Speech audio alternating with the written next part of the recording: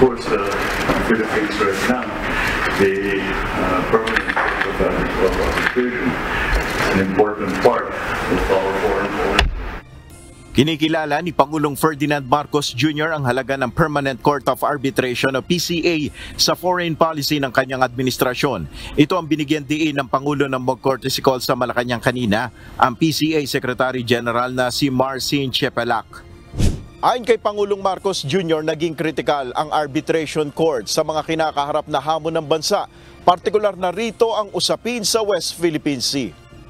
Considering all of the challenges that we are facing right now, our continuing adherence to international law, the Court of Arbitration is one area where we can say that is an argument that we can make and have made in several instances.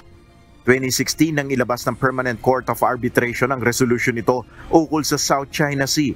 Pinagtibay ng Arbitral Tribunal ang mga karapatan ng Pilipinas sa West Philippine Sea at binabaliwala ang pag-aangkin ng Beijing sa halos kabuuan ng South China Sea. Pinag-aaralan na rin ng Solicitor General ang ilang hakbang upang permanenteng kilalanin ng mga susunod na administrasyon ang naturang arbitral award.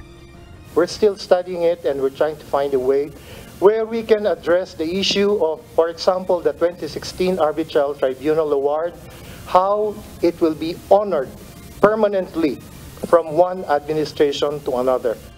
Ayon naman kay Senate President Francis Escudero, kinakailangan maghain ng petisyon ng SOLJE na humihiling sa local court na kilalanin ng 2016 Hague ruling upang ito ay maging bahagi na ng batas ng bansa. Nel Maribuhok, UNTV News and Rescue, Diyos ang aming sandigan, serbisyo publiko ang aming pinahalagahan.